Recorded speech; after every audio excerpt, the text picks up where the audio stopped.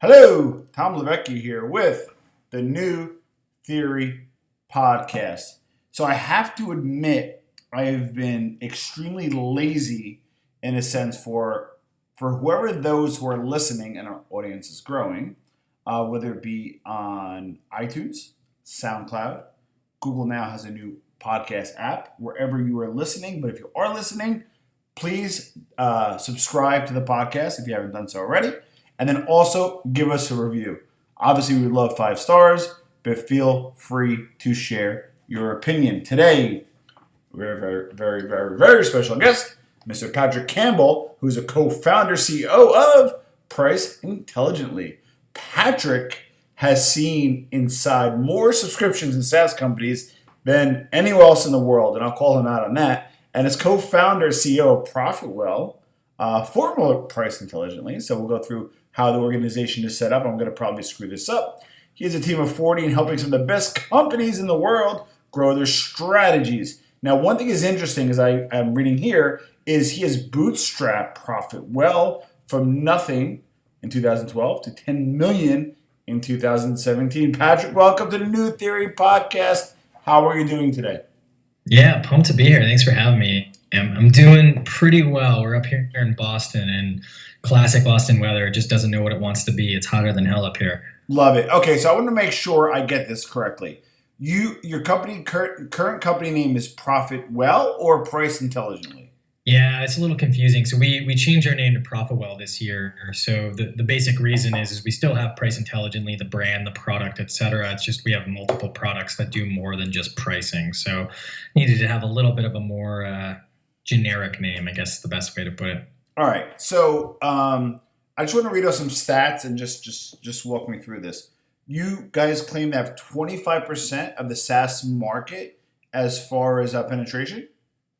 Yep. So ProfitWell is it's a free. So we have a couple products. The main product is a free subscription financial metric. So you can plug in whatever your billing system is. So Stripe, Zora, Braintree, Chargebee, whatever you're kind of using, and it takes about 2 to 5 minutes to set up, and then you instantly get access to all of your metrics, your financial metrics like your MRR and your churn. And that's it's done really well. One, because it's free. That helps with acquisition a little bit. And then also it's been really successful because we're the only one in the market that's 100% accurate. And so that's allowed us to obviously get some good, some good play, especially as word of mouth kind of picks up. Okay. So there's a lot there. I'm just posting on my Instagram story. I'm running 0 to 10 million, which I love. That's going to be kind of my moniker for this one. All right. So there's a lot to absorb here. So you have a ton of penetration, okay? I don't know if that sounded right, but a ton of penetration in the market, right? And I want to hear the launch. So let's start. When I hear 10 billion bootstrapped revenue, when I hear bootstrapped is you're a younger guy. It took X amount of dollars and you literally were like profitable day one, or at least did everything yourself. So walk us through how you bootstrap this. Yeah, absolutely. So we basically, my background's in econometrics and math. And so I worked for the US government for a little while. And then I worked at Google kind of in my early 20s and basically learned just a ton, not only of what to do, but also what not to do. And, I've always been a little bit of a saver. And so when it finally came time to kind of jump into the world of kind of starting a company, I didn't know a ton about raising venture capital. The market was pretty good, so I could have raised. We had a couple of conversations and we had one term sheet, but it was one of those things where we didn't really know what we would do with the money. And so we started trying to figure out the problem. And when I say we, it really was just me sitting in a room for 18 hours a day, just kind of busting my butt. And basically what ended up happening is I found like we could start to kind of roll the company in momentum basically through our customers paying us. And so it's not that we had kind of a stick up our butt about, oh my God, venture is terrible or anything like that. It just was one of those things where we just found, hey, it makes probably more sense for us to try and like build this company this way. And then once we know what we would do with the money or when we need the money, that type of thing, we can always try to go out and raise. And we just haven't had that moment yet, even though we do check in from time to time of whether that's a good decision or not. Okay, so all right, this is an important question. So when I'm making this up, you launched, you had X amount of clients, initial client acquisition was relationship, was it PR marketing, SEO? How did you acquire your first 20 clients? Yeah, so it wasn't, didn't have a lot of relationships, unfortunately. So, and I didn't really know, I mean, I had done sales, but it was very like account management type sales. And so you got to understand, I'm smart-ish, know a few people, that kind of thing, but just very much like brute force trying to figure out this problem. And so a lot of our first customers came from our content. So I started publishing content, and we fortunately we had a free HubSpot account, so it was one of those things where it was kind of like the only thing that we had, and or the only thing that I had, and it was one of those pieces where I was like, all right, well, this might be a good way to kind of market this whole inbound marketing thing. HubSpot has obviously been talking about for over a decade now, and basically just started kind of cranking in that world, and started sharing on LinkedIn with the few contacts I had, and just started kind of really grinding it out. And we fortunately had we got a little bit of press. I had met someone who knew the Boston Globe tech writer. So they wrote a post on us, and basically through that and content, we ended up getting our first couple of clients who we didn't know, and just got on the phone with them, talked to them, pitched them what the product was at the time, and I didn't really know what the product was. And long story short, that kind of got the first customers, and then all of a sudden did a good job, and that got us our next customers. And then we started publishing more content, started doing a bunch of other stuff, and it just kind of the momentum just started happening based on just the grit of doing the basic things essentially. Okay, so love it. This is if we do this correctly, this will be probably our best podcast to date, because there's a lot of learnings here, because you're hearing a lot about Shark Tank and raising money, but you can bootstrap. All right, so I have a question in terms of, okay, you have, again, X amount of clients, 50 clients, right? And you realize you need money for a technology upgrade. You want to, wardrobe the office a little bit to attract better talent. You want to hire better talent. You just need some money, right? Were you forthright, with your clients saying, hey, I don't want to raise money because I don't want to, lose the vision. I want to give you, maniacal customer service. I don't want to be under anybody's thumb. We may have to raise prices or ask for advances or whatever. Or the opposite. Hell no, Tom. We were raising money just based off our churn, our revenue, and we just were frugal, and we pocketed it, and we did it quietly. How was the discussions with the stakeholders, your clients, when you were raising money off of their income? Was it a transparent conversation in good or bad, or was it, hey, you recommend keeping that a private conversation, and it's frankly nobody's business? Yeah, so I just want to make sure we're on the same page. So we've never raised money, if that makes sense. No, that's what I'm saying. What I'm saying, Patrick, is you have your X amount of clients, right? Yep. And you never raised money, but you need money, right? Got it. So were you transparent with your clients, or were you, or is none of their business, and you don't recommend having those type of discussions with your stakeholders? Got it. Yeah. So people ask, they're like, oh, are you venture backed, or, what's the state of the business, especially when you get into larger companies that are asking for your help.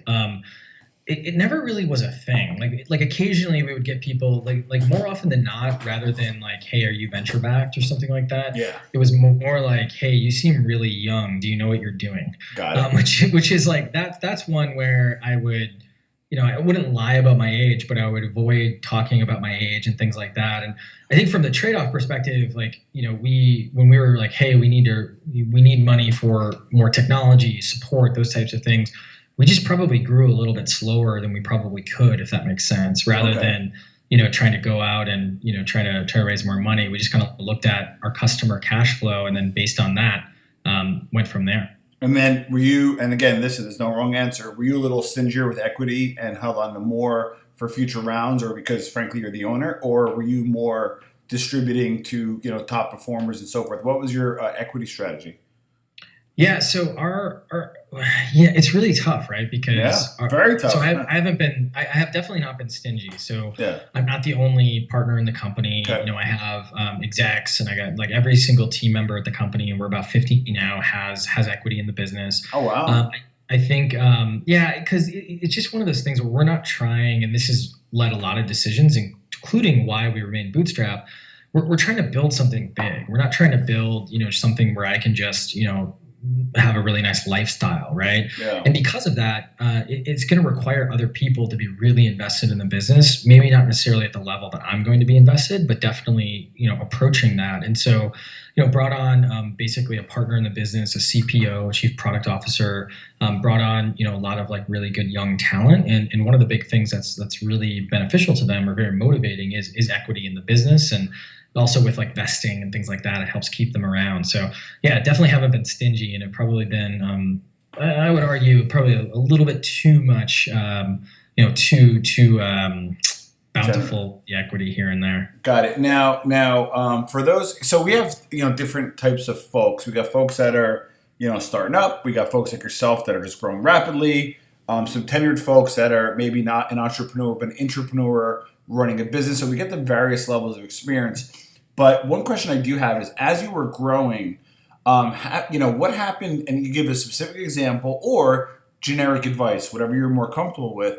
What happens when you have that person and you promise them equity, and then kind of like they don't really earn it and they feel they do, or somewhere where you gave equity and contractually they have it, but like it's just not the right fit. So what do you do in that type of scenario? So when people don't want the equity, essentially? No. Like so you hire Tom Levecchia, me, and got it.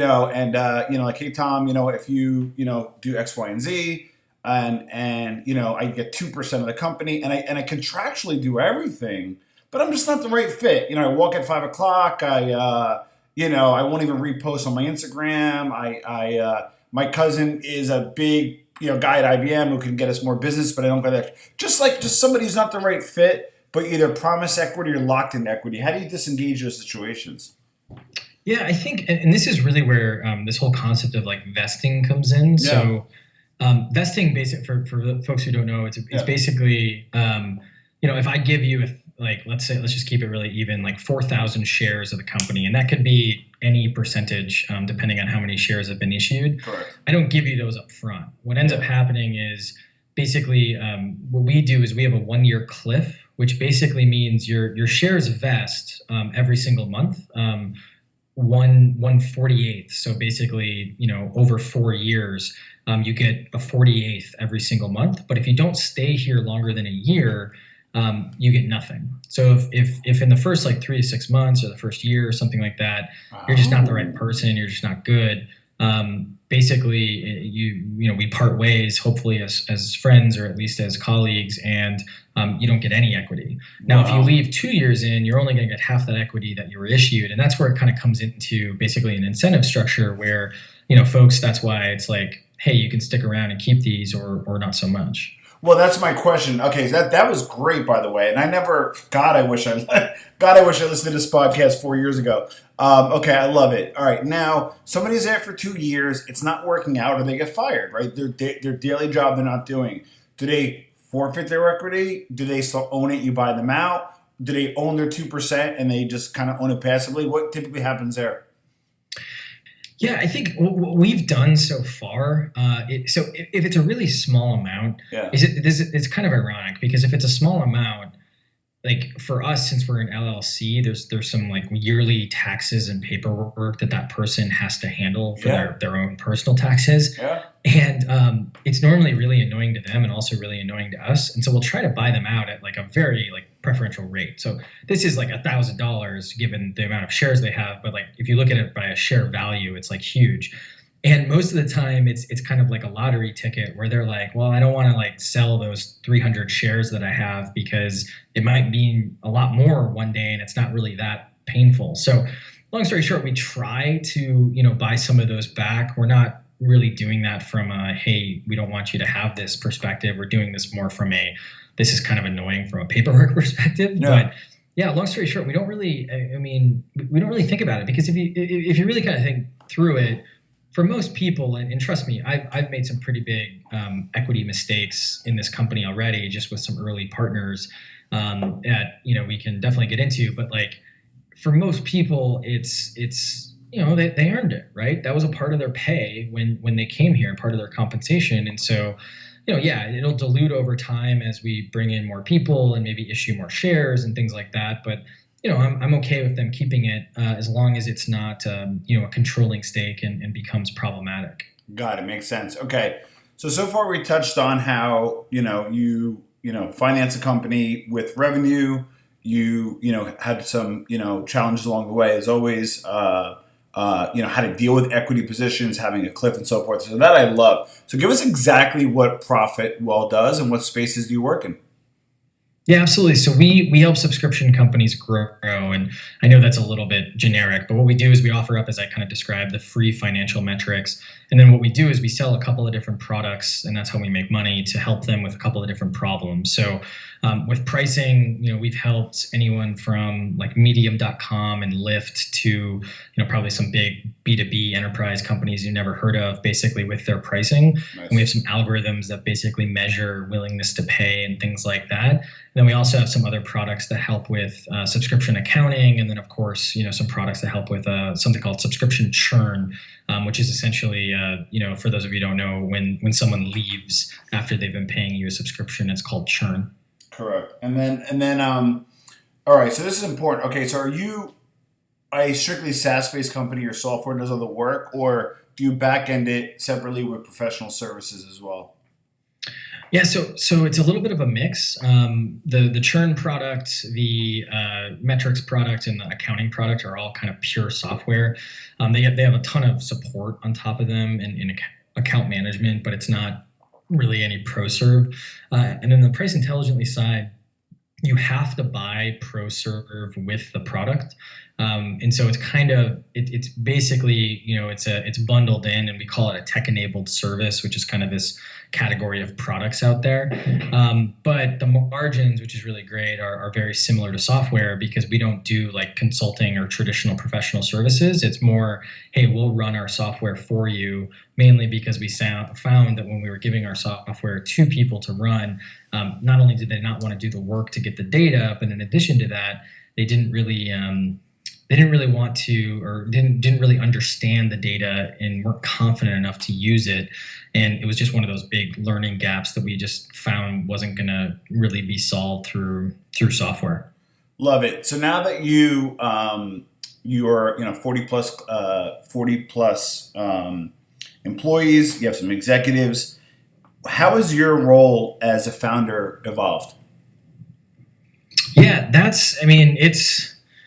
it's evolved in good and bad ways. I think for my role right now, it's moved into basically being more a steward of the company in terms of hiring, vision, helping unblock people, which happens more often than I'd like to admit, just because when you're kind of in right around 50 actually now, and it's like once you get over 50, as you're going towards 100. You got to understand that there's no one person who's going to make the company successful or fail. It's going to be a combination of groups of people and incremental contributions to the company. And so for me, my job really becomes, how do I get myself out of the critical path of product, marketing, sales, everything, and how do I become kind of the steward to help make sure that the people who are actually doing the frontline work are taken care of, they're productive, they're happy, they understand how they fit into the mission, all of these different things to really just kind of make sure that the company can thrive. Love it. All right. And what is the plan? So now that you're cooking, and when you say 10 million, is that in total revenue or ARR, annual revenue? So right now it's ARR. Okay. Yeah, so we're cooking with gas and we're growing pretty quickly, which is great. Are you focused on profit and growth, or just growth at this time?